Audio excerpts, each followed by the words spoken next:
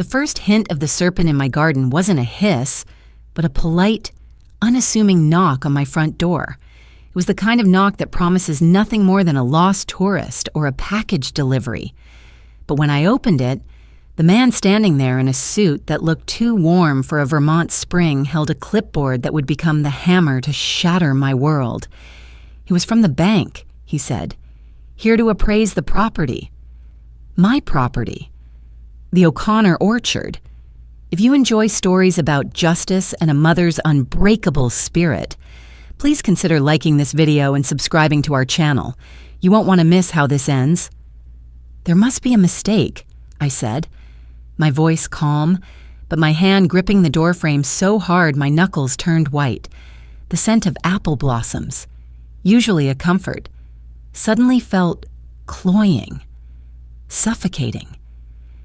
This farm is paid in full, has been for 20 years. My husband Seamus and I made sure of that.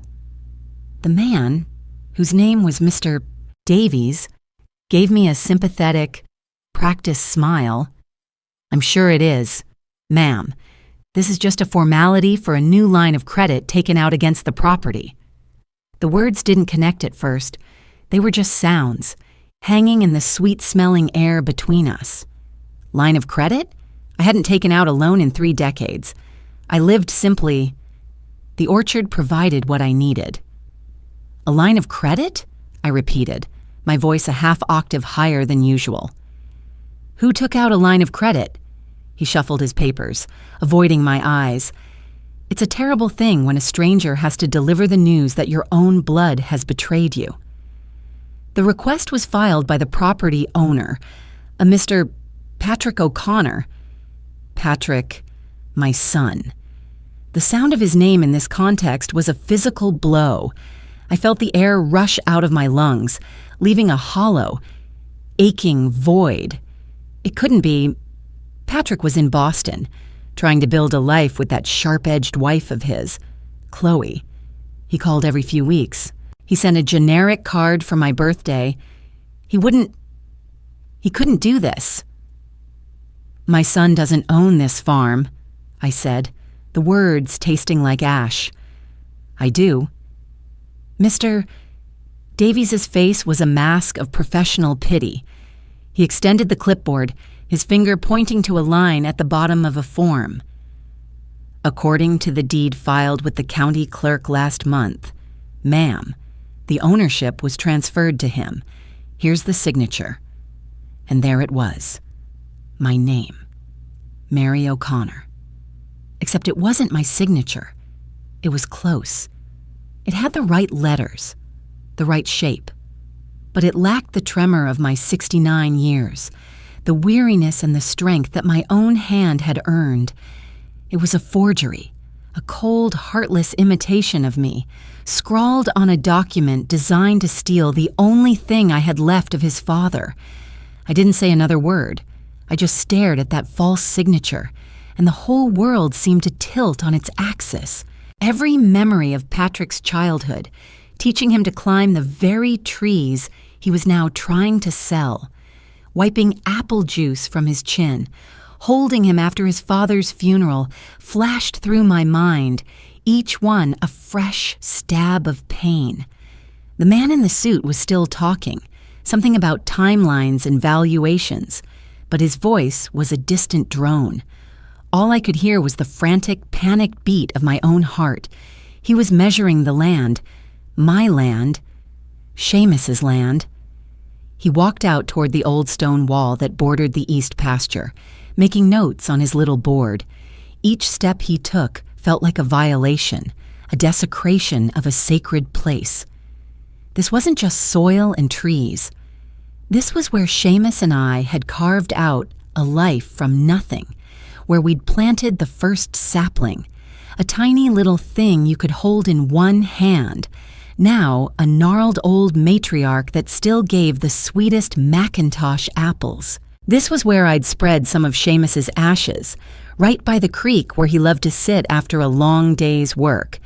And now, a stranger was putting a price on it all because my son, my only child, had decided it was his to take. The betrayal was so immense, so profound, it was like a physical weight pressing down on me, threatening to crush the very breath from my body. I stumbled back inside and sank into the old armchair by the window, the one Seamus always sat in. The leather was worn smooth from his hands. I wrapped my arms around myself, but there was no warmth. There was only a spreading, glacial coldness. He had used my name. He had taken my identity and used it to try and erase his father's legacy. The serpent wasn't just in the garden, it was my own flesh and blood. And in that moment, sitting in the deafening silence of my home, I felt a grief deeper than any I had known since the day I buried my husband. They arrived 2 days later, pulling up in Chloe's sleek, soulless German car that looked as out of place on my gravel driveway as a wolf in a sheep pen. Patrick got out of the passenger side, a strained, almost boyish look of guilt on his face. Chloe emerged from the driver's side like a queen surveying a conquered territory, her sunglasses hiding her eyes, but not the condescending curve of her lips. She was all sharp angles and expensive fabric, a stark contrast to the soft, weathered landscape of the farm. "Mom," Patrick started, stuffing his hands in his pockets. "We need to talk." I was sitting on the porch swing, a glass of iced tea sweating in my hand. I didn't get up. I just looked at him, my own son, and tried to find the boy I once knew in the face of this stranger. "We do. Patrick, we need to talk about why a man from the bank thinks you own this farm." The color drained from his face. Chloe, however, didn't flinch. She walked right up the steps, her heels clicking an aggressive rhythm on the old wood. "Mary, let's not be dramatic. It was a business decision. A necessary step." "A necessary step?" My voice was dangerously quiet. "You forged my name on a legal document to steal my home. In what world is that a business decision?" "It's for the coffee shop." "Mom," Patrick mumbled, finally looking at me. His eyes were pleading, but it was the plea of a cornered animal, not a remorseful son. "You know it's my dream, and Chloe's. We just needed the collateral. The bank wouldn't even look at us without it." "Your dream?" I set my glass down with a soft thud. "What about my life? What about your father's legacy? This orchard, this is everything we built. It's not collateral, Patrick. It's our heart. It's our soul. Rooted in this very ground." "Oh, for God's sake. Mary, stop being so sentimental." Chloe sneered, taking off her sunglasses. Her eyes were as hard and gray as granite. "It's dirt and some old trees. It's worth a fortune, and you're just sitting on it, letting it rot. Patrick has a brilliant business plan. This legacy of yours could finally be put to good use. It could build our future." The venom in her words was startling. She spoke of the farm as if it were an inconvenience, a dusty heirloom to be sold for cash. She saw the trees not as living things that had provided for our family for generations, but as timber. She saw the fields not as a place of life and memory, but as real estate. And the worst part was seeing Patrick stand there, nodding along, mesmerized by her poison. "I told you I wouldn't sell," I said, my gaze locked on my son. "I told you that the day you asked. This land is not for sale. Not now, not ever. And that's just selfish." Patrick's voice rose, a whine of entitlement I hadn't heard since he was a teenager. "You're just one person. You don't need all this space. Chloe and I are trying to build a family, a future. You're holding us back. We did what we had to do because you were being unreasonable." Unreasonable. The word hung in the air, buzzing like an angry hornet. I had sacrificed for that boy.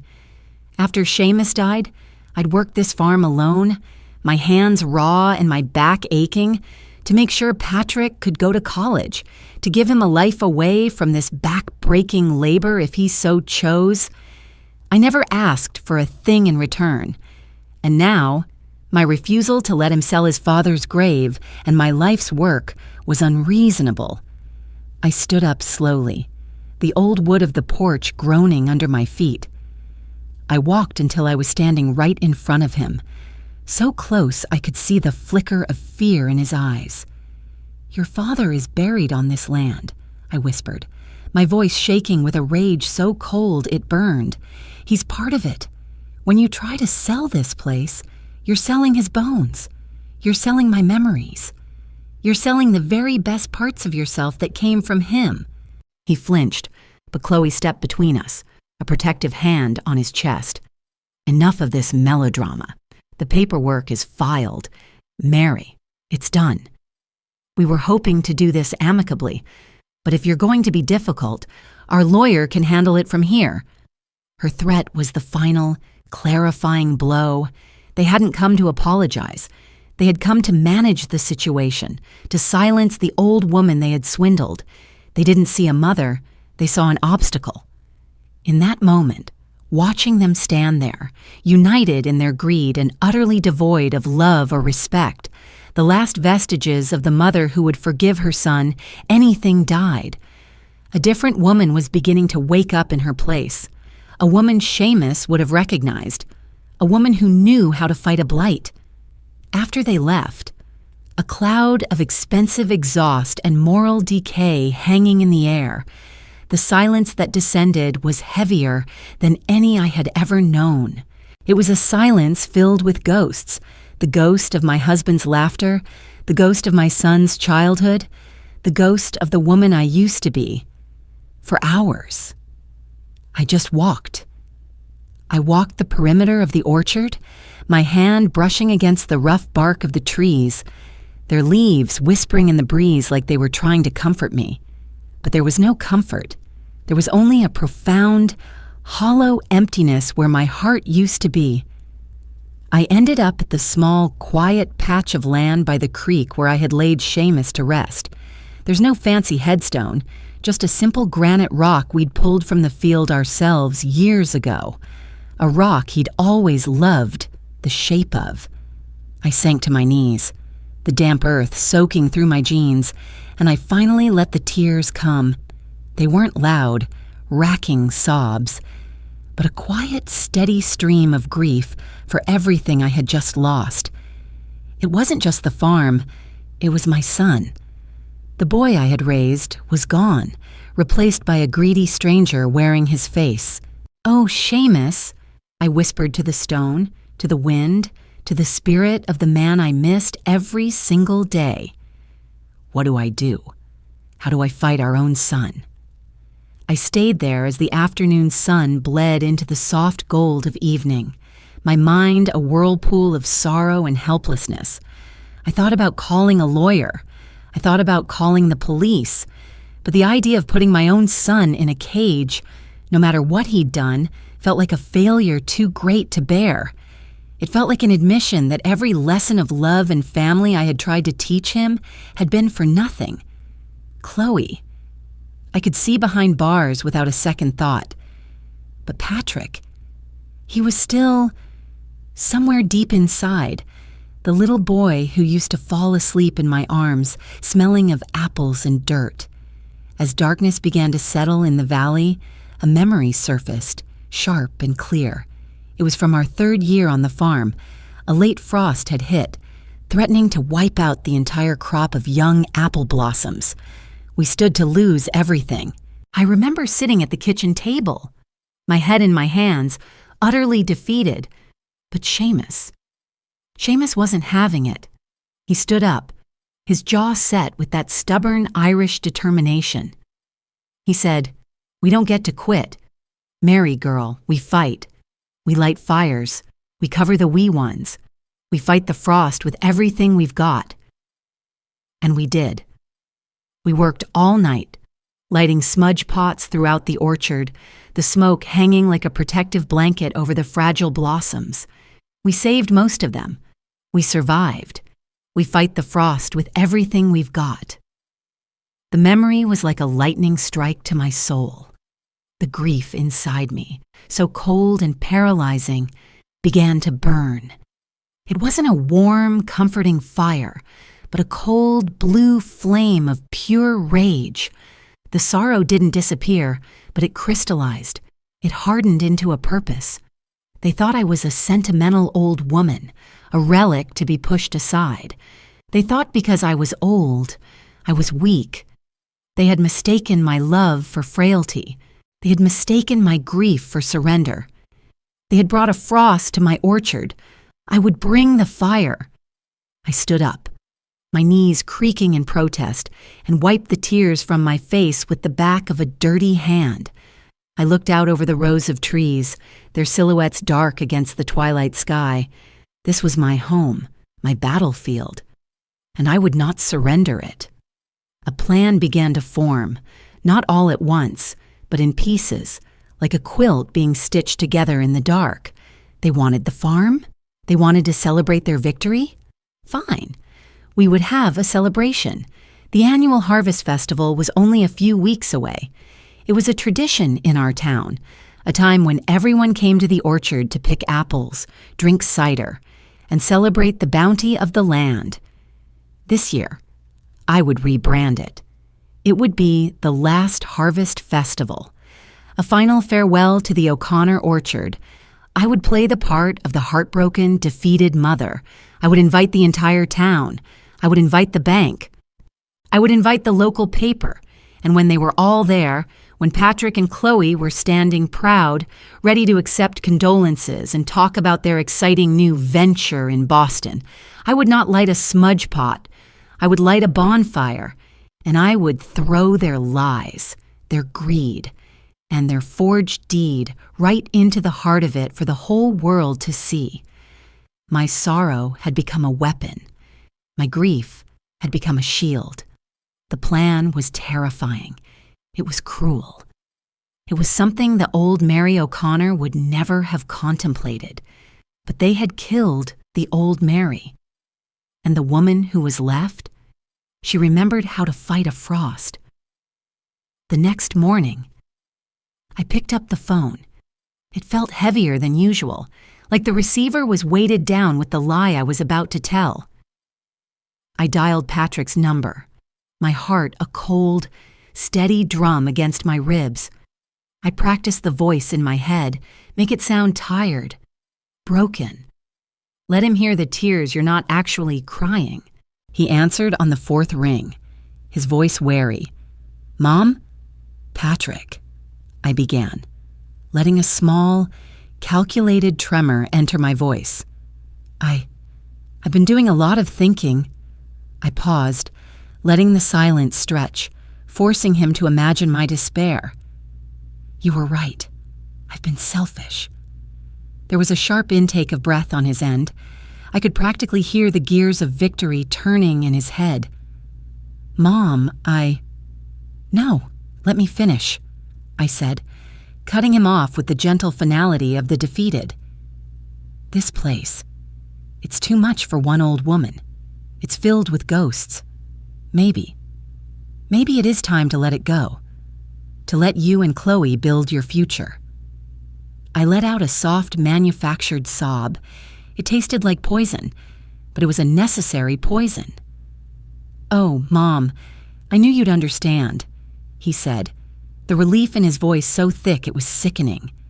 I heard Chloe's muffled voice in the background, sharp and questioning. Patrick spoke to her, his hand likely cupped over the phone. "She's agreeing. I told you she'd come around." He came back on the line, his tone now confident, magnanimous. "This is the right choice for everyone. We'll make sure you're taken care of, find you a nice little condo in Florida. Maybe a condo in Florida." He wanted to trade my life's work, his father's legacy, for a sterile box in a swamp. The sheer, breathtaking arrogance of it almost made me break character, but I held on, channeling the insult into the cold furnace of my resolve. That's very thoughtful, dear," I whispered. "But before we sign anything else, I want to say goodbye properly. I want to have one last harvest festival, a farewell to the orchard, for the town, for your father's memory. A party? He sounded confused, the idea of sentimentality now an inconvenience to his business transaction. A tradition, I corrected him gently. Please, Patrick, it's the last thing I'll ever ask of you for this place. Let me have this one last day. Invite your friends, your investors, if you have them. Be proud of what you're about to acquire. Let me do this my way. There was another muffled conference with Chloe. I could picture her perfectly, rolling her eyes, tapping her manicured nails impatiently. But the optics were too good to pass up. The dutiful son, honoring his mother's last wish before taking over the family estate. It was a beautiful, marketable lie. Okay, Mom, he said finally. That sounds nice. A last harvest festival, We'll be there. We'll help you with everything. No, dear, I said. The final turn of the screw. You just come and be the guests of honor. This is my party, my goodbye. I'll handle everything. After I hung up, I stood in the kitchen, my hands flat on the cool wooden surface of the butcher block Seamus had made for me. My reflection in the dark window was of a stranger, a woman playing a role, her face a mask of calm while a storm raged inside. It was a masterful performance, and it was the most dishonest thing I had ever done in my life. For the next 2 weeks, I became a whirlwind of activity, but it was all part of the act. I called Eleanor at the general store to order extra supplies of everything from flour to cider jugs, telling her with a heavy heart that this would be the last time. I felt a pang of guilt as I heard the genuine sadness in her voice. Oh, Mary, I can't believe it. The festival is the highlight of our autumn. All things must pass. Eleanor, I said, my voice thick with false resignation. I tacked up flyers in town, the bold letters reading, "The Last Harvest Festival at O'Connor Orchard." The news spread like a grass fire. People stopped me in the street, their faces etched with concern and sympathy. Mary, are you sure about this? Is everything all right? To each of them, I gave a sad, tired smile and a vague answer about being old and needing to slow down. I let them believe the lie. I let them wrap me in their sympathy, all while I was sharpening the knife. Each compassionate look, each word of support for my supposed difficult decision was another stone in the foundation of my plan. I was using their love for me and this farm as a weapon against my son. And while a part of my soul recoiled at the deception, a stronger, colder part knew it was the only way.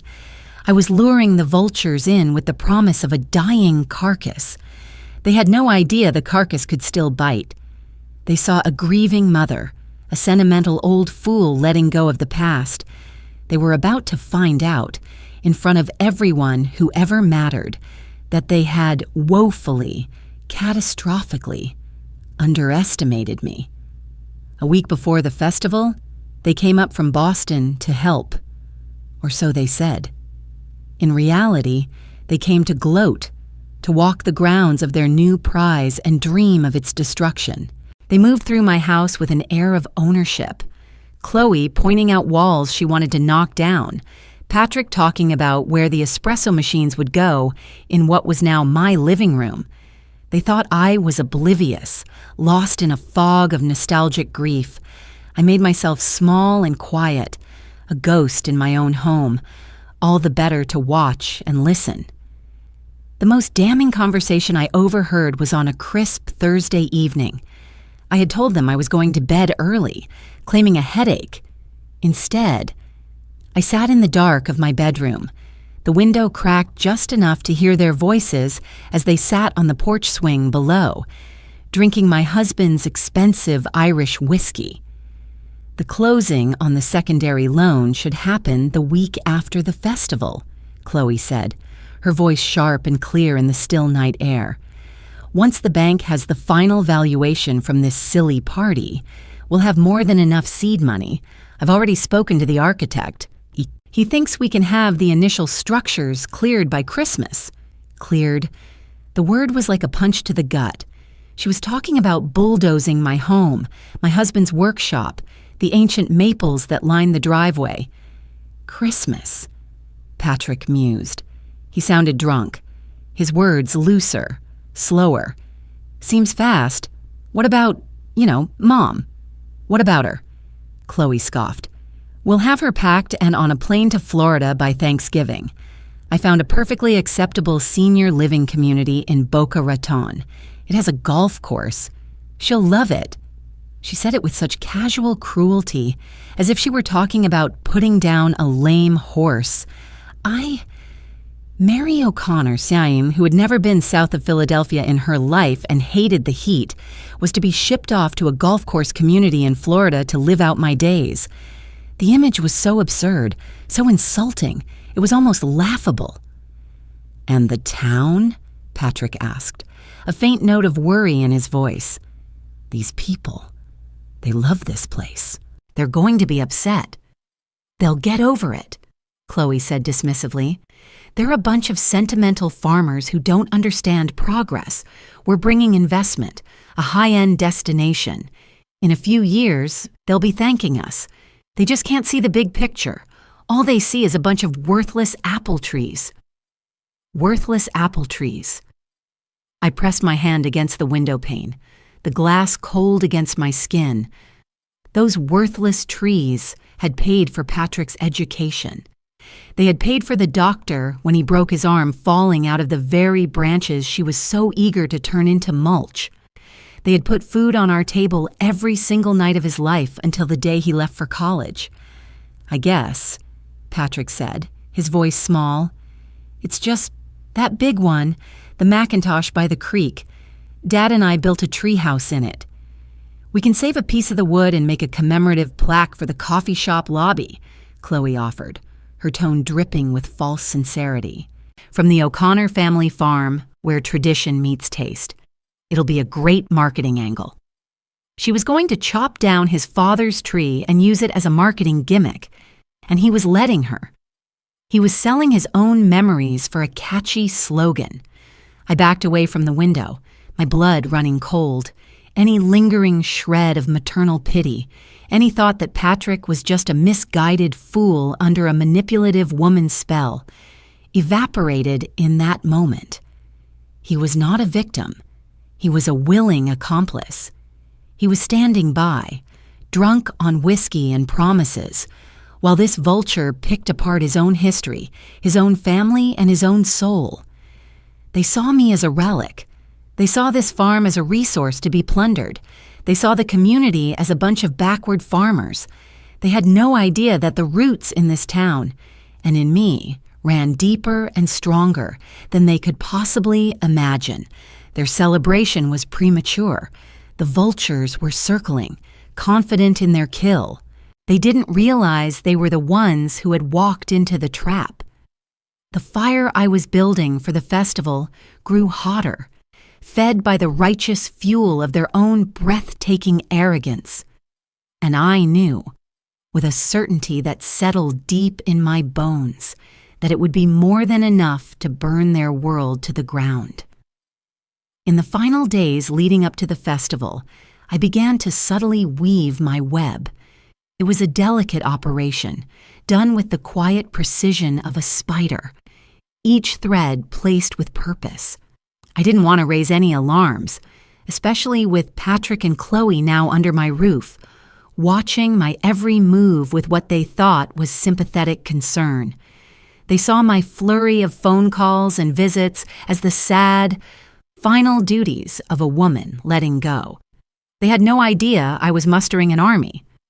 My first visit was to Mayor Thompson, a man whose father had worked alongside Seamus in the early days. I found him at his desk in the small town hall, a picture of his own family's farm on the wall behind him. I brought him a jar of my apple butter, a traditional peace offering or gift of thanks in our parts. "Mary," he said, his face full of genuine concern as I told him my carefully crafted story. "I'm so sorry to hear this. The O'Connor place is a landmark. Are you sure Patrick is making the right choice?" "He's a grown man. Charles," I said, looking down at my worn hands. "He has his own dreams now. I just want to make sure the town has a chance to say a proper goodbye. I was hoping you'd say a few words at the festival, about what this farm has meant to the community over the years." His chest puffed out with a sense of civic duty. "Of course, Mary. It would be my honor. I'll speak to what real heritage means in a town like ours." I knew he would. Charles was a man who gave speeches about tradition and community at the drop of a hat. He would, unknowingly, be setting the perfect stage, reminding everyone of the very values my son and his wife were about to trample. Next, I went to see Mr. Henderson, the editor of the Vermont Valley Voice, our small weekly newspaper. He was a young, eager journalist who was always looking for a story with heart. I told him about the last harvest, framing it as a poignant, end-of-an-era piece. "It's a story about the changing face of rural America. Mr. Henderson," I explained, my voice tinged with melancholy. "The younger generation moving on, the old ways fading. My son, Patrick, he's a wonderful boy, very ambitious. He has a new venture in Boston. I made sure to give him Patrick and Chloe's full names and the name of their proposed coffee business. They'll both be at the festival. It would be a wonderful opportunity for you to interview the next generation, to see their vision for the future." His eyes lit up. He smelled a human interest story. He promised he'd be there with a photographer. He would document the whole affair, ensuring there was a public record of whatever was to come. My most important thread was the one I wove with the community itself. I called old friends, people who had known Patrick since he was in diapers. To Sarah, whose husband had helped Seamus build our barn, I said, "I'd love for you to be there. Sarah, you remember how much this place meant to all of us." To the other farmers, I spoke of shared struggles against weather and market prices, subtly reminding them that we were all custodians of the land, bound by an unspoken pact. I didn't tell a single person the truth. I didn't have to. I simply reminded them of their own connection to the O'Connor orchard. I stoked the embers of shared memory and collective history. I made sure that when the time came, the audience wouldn't just be a random collection of festival goers. It would be a jury of our peers. It would be a gallery of witnesses who understood, intimately, the value of what was being stolen. They would see Patrick and Chloe not as ambitious entrepreneurs, but as traitors to their own heritage. Patrick and Chloe remained blissfully ignorant. They saw me on the phone and assumed I was canceling milk deliveries. They saw me talking to neighbors and thought I was accepting condolences. They even helped me set up tables and hang decorations, their hands turning the screws on their own public guillotine. Chloe, in a particularly ironic twist, suggested we put up a big banner. "Something classy," she said, like celebrating the O'Connor legacy.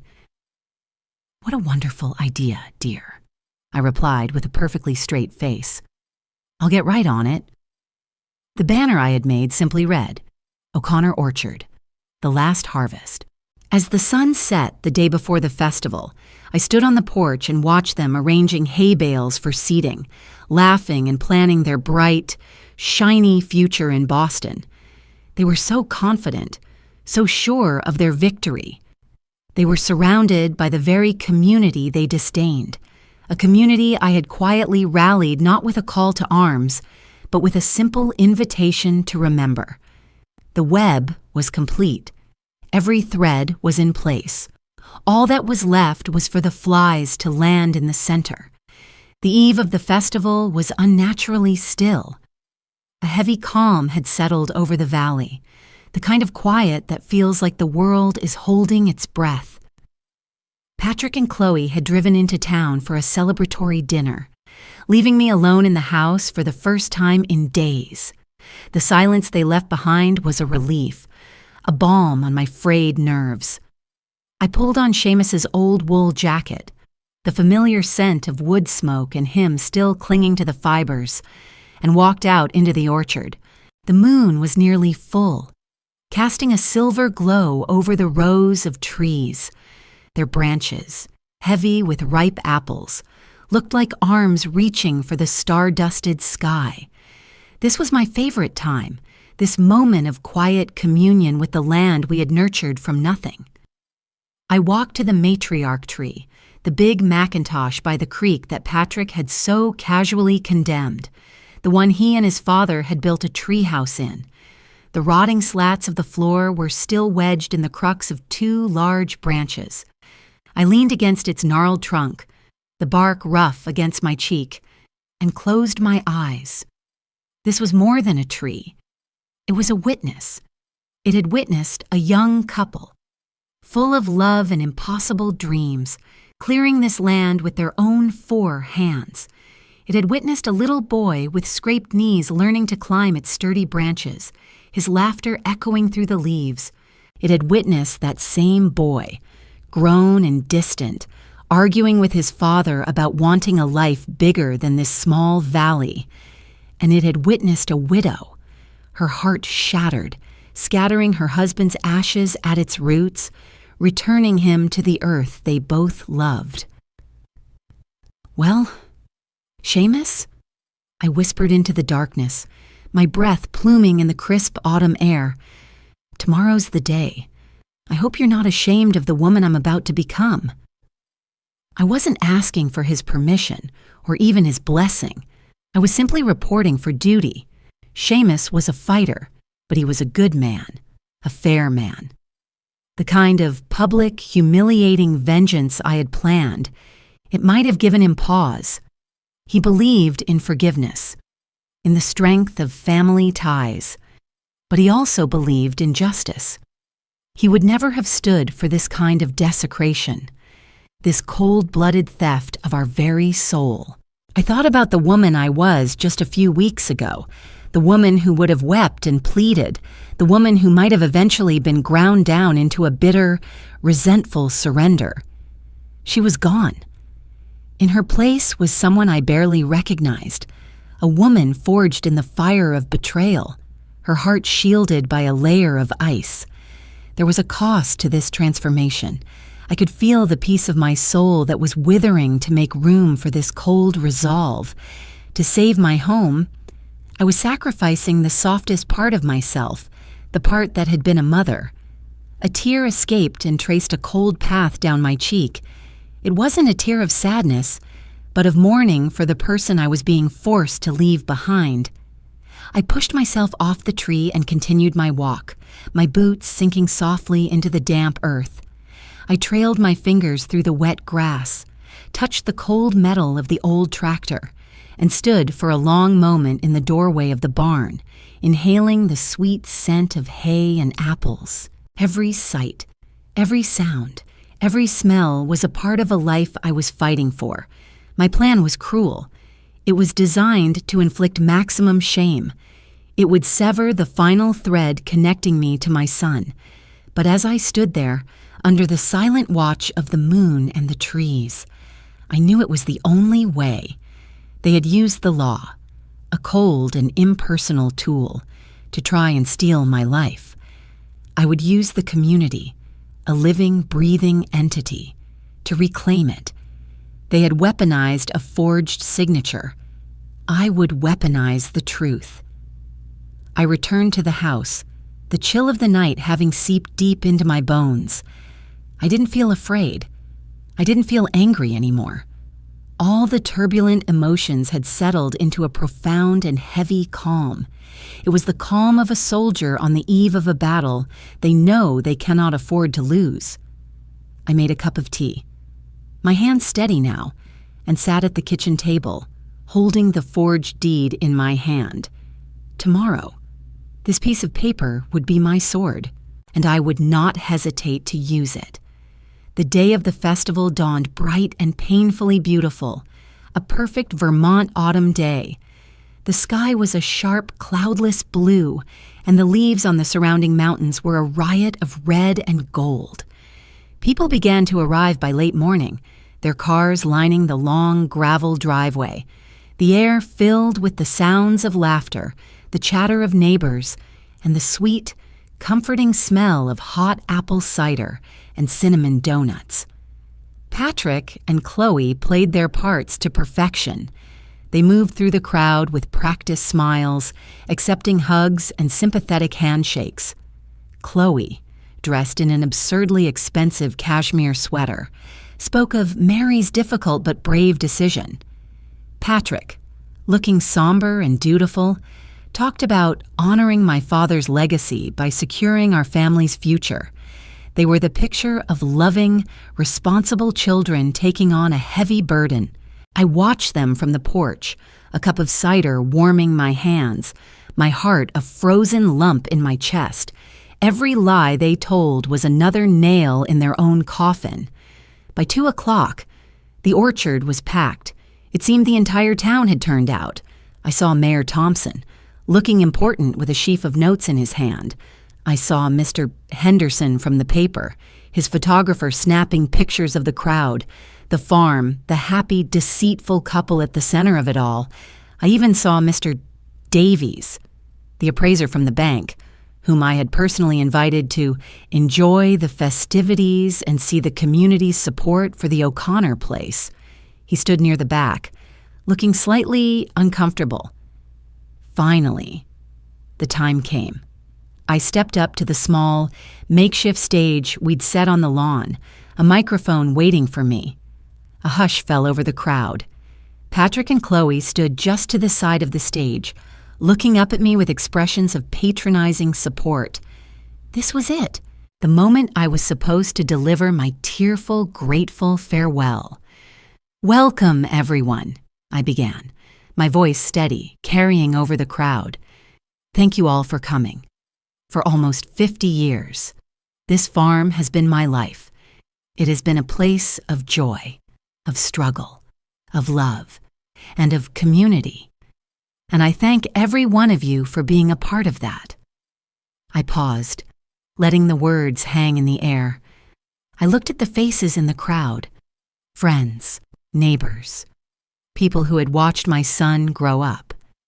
Then, my eyes settled on Patrick, my son, Patrick, and his wife, Chloe. I've asked you all to be here today to help them celebrate a new chapter. They have a vision for the future, a future that begins with the sale of this land. Murmurs of sadness rippled through the audience. Patrick gave a solemn nod. They believe it's time for a new generation to take over. I continued, my voice growing harder, colder. And to make that happen, they filed a new deed with the county, transferring ownership of this farm. I reached into the pocket of my cardigan and pulled out a folded piece of paper. It was a copy of the forged deed. I held it up for all to see. "This is the deed. It says that I, Mary O'Connor, willingly signed my home, my husband's legacy, over to them." I let my eyes sweep across the crowd before locking them onto my son and his wife. Their smiles were starting to look strained. "But there's a problem," I said, my voice ringing out with newfound power. "I never signed this paper." A collective gasp went through the crowd. Patrick's face went white. Chloe's mouth fell open in a silent "oh" of disbelief. "This signature," I said, my voice dripping with the ice of my fury, "is a forgery. My son and his wife tried to steal this farm from me. They lied to the bank, and for the past 2 weeks, they have lied to all of you." I held up the paper again. "They didn't come here to honor a legacy. They came to liquidate an asset. They don't see an orchard, they see a construction site. They don't see a community, they see a focus group. They told me they were going to put me in a home in Florida and have this land cleared by Christmas. The silence was absolute, broken only by the rustle of the autumn leaves. Every eye was now on Patrick and Chloe, whose faces had crumpled into masks of pure horror and humiliation. "So this is indeed the last Harvest Festival," I concluded, my voice shaking now, not with weakness, but with a righteous, liberating rage. "It is the last time I will ever harvest the bitter fruit of betrayal from my own family tree. You are welcome to stay and enjoy the cider and the apples. They were grown with love and honest work. But as for the guests of honor," I turned my full attention to them. "Your celebration is over. Get off my land." For a long moment, nobody moved. Then, the shaming began. It wasn't loud or violent. It was a quiet, collective turning of backs, 100 subtle shifts of posture, 100 pairs of eyes, once warm and sympathetic, now filled with cold contempt. Mayor Thompson slowly tore his speech in half. Mr. Henderson was writing furiously in his notebook, the photographer's lens aimed squarely at Patrick and Chloe's devastated faces. Without a word, they turned and fled. They didn't walk, they practically ran, stumbling through the crowd that parted for them like the Red Sea, a corridor of silent judgment leading them to their fancy German car. As they sped down the driveway, kicking up dust and gravel, a single perfect apple fell from a branch overhead and landed softly on the grass, a final, quiet punctuation mark on the end of their story in this valley. In the moments after their car disappeared down the road, a strange, hollow silence settled over the orchard. It was the silence of a battlefield after the cannons have ceased firing. The victory was mine, absolute and undeniable, but the air was thick with the smoke of what I had just destroyed. I stood on the stage, the forged deed still clutched in my hand, my knuckles white, my knees felt weak, and the adrenaline that had fueled my rage began to recede, leaving behind a profound, bone-deep exhaustion. Then, slowly, Eleanor from the general store started to clap. It wasn't a loud, celebratory applause, but a soft, steady rhythm of support. A few others joined in, then a few more, until the entire orchard was filled with a gentle, rolling wave of applause. It wasn't for the drama or the vengeance. It was for the farm. It was for me. My friends and neighbors swarmed the stage, but they didn't offer congratulations. They offered hugs. Sarah, her eyes wet with tears, just held me for a long moment. "You did what you had to do. Mary," she whispered. Mayor Thompson squeezed my shoulder. "The O'Connor orchard is here to stay," he said, his voice thick with emotion. "And we'll make sure of it." The rest of the afternoon passed in a blur. People helped me clean up, their usual festival chatter replaced with quiet, meaningful work. They packed away tables, collected stray cider cups, and loaded bushel baskets with apples, all with a gentle reverence, as if the orchard itself was recovering from a wound. They bought more apples and cider than ever before, pressing cash into my hand and refusing change, their own small way of showing solidarity. By dusk, everyone was gone, and the farm was quiet once more. But this quiet was different from the one before. It was a true silence, not one filled with the ghosts of deceit. Yet, it was also a profoundly lonely silence. I had won. I had saved my home, but I had publicly and perhaps irrevocably annihilated my relationship with my only child. In the weeks that followed, the community's support was a lifeline. Casseroles appeared on my porch. People I barely knew stopped me in town to say, "We're with you, Mary." The story in the Vermont Valley Voice was surprisingly tactful, focusing on the community's rally to save a local landmark and only vaguely alluding to the family dispute that had precipitated it. Mr. Henderson had given me that grace. The bank sent a letter of formal apology, stating that the fraudulent line of credit had been terminated and that they were reviewing their verification procedures. The threat was gone, but as the vibrant colors of autumn faded into the stark, gray stillness of November, the loneliness began to set in. I'd walk the bare-branched orchard, the silence broken only by the crunch of frosty leaves under my boots, and the sheer scale of the crater I'd blown in my own life would hit me. There would be no more phone calls, no more generic birthday cards, no grandchildren to teach how to press cider. I had chosen the land over my bloodline. There were nights I'd wake up in a cold sweat. The image of Patrick's horrified, shattered face burned into my memory. Was there another way? Could I have fought this battle in private? Saved him from that public humiliation? But every time, the memory of Chloe's voice, coolly planning to have my life cleared by Christmas, would rise up, and I knew I had done the only thing I could. I had performed a radical surgery to save the patient, the farm, but it had required amputating a part of myself. Healing was a slow, quiet process.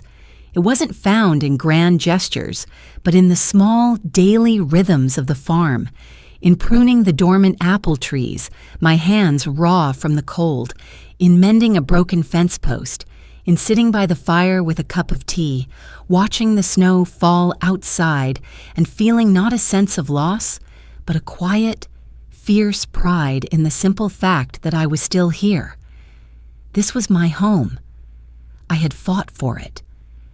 And in the long, quiet winter of my victory, I began the slow, painful work of learning how to live in it alone. A year passed.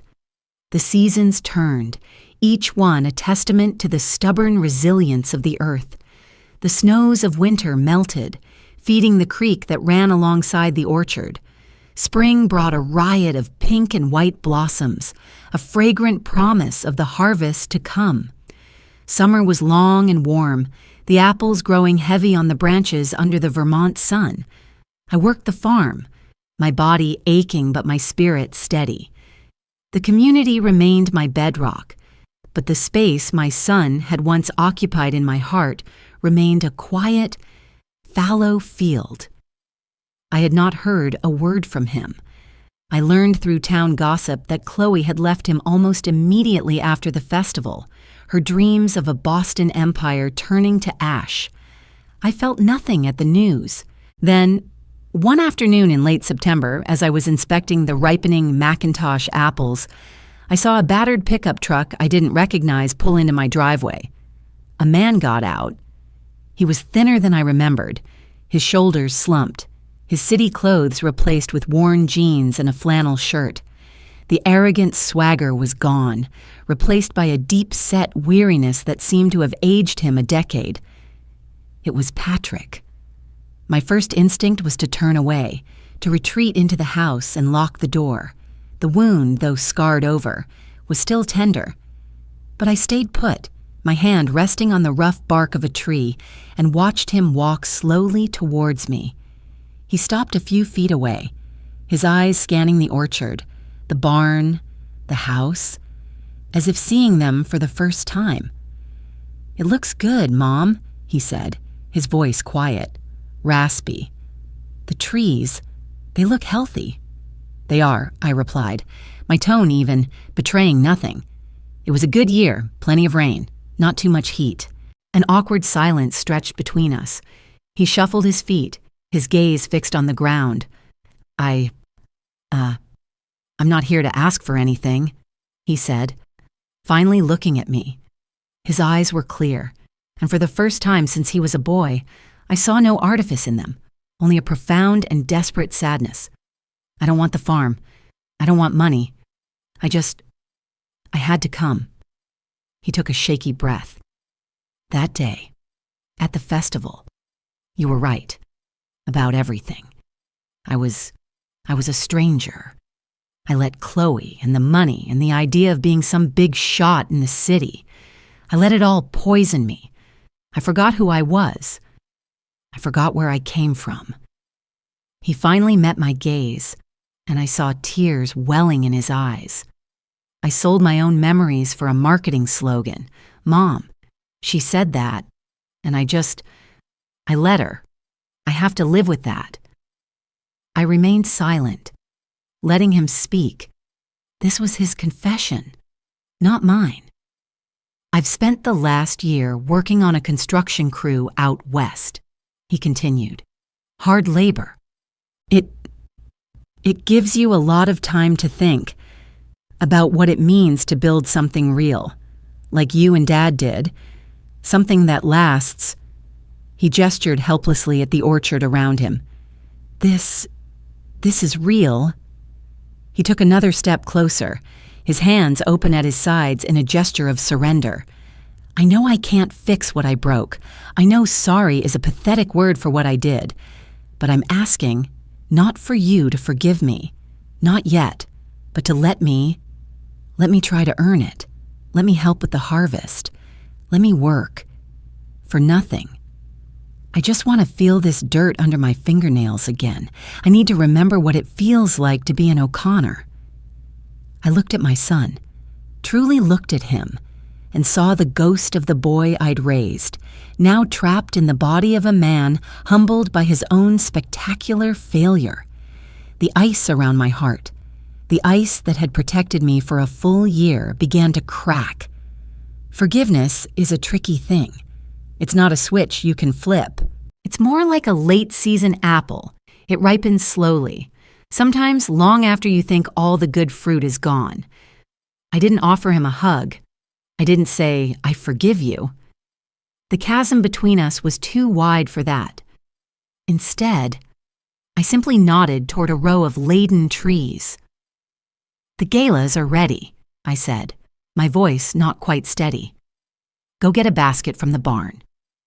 A flicker of disbelief, then a wave of immense relief, washed over his face. He nodded, tears now streaming freely down his cheeks, and turned toward the barn. We worked in silence for the rest of the afternoon, the only sounds the soft thud of apples into the baskets and the rustle of the leaves, as the sun began to set, casting a warm, golden light over the orchard. We stood side by side, our baskets full. He held up a perfectly formed, deep red apple, turning it over in his hands. I looked out at the rows of trees, at the son who had returned, at the life I had fought so hard to save, and I felt a sense of peace settle over me, quiet and deep. Some harvests come late, I said, as much to myself as to him, but they're worth the wait. This story is a testament to the strength found in our roots and the land that holds our history. It speaks to the idea that true wealth isn't measured in dollars, but in legacy, love, and the courage to fight for what is sacred. Forgiveness is not always a gift easily given, but sometimes the possibility of redemption is a harvest all its own, one that requires patience, hard work, and the grace to allow a broken seed to grow again. The land remembers our sins, but it also provides the soil for our atonement. What did you think of Mary's decision to expose Patrick so publicly? Was it justice, or was it too cruel? Have you ever had to make a difficult choice to protect something you love? Let us know your thoughts in the comments below. If this story resonated with you, please show your support by liking this video and subscribing to the channel for more tales of struggle, justice, and the enduring strength of the human spirit.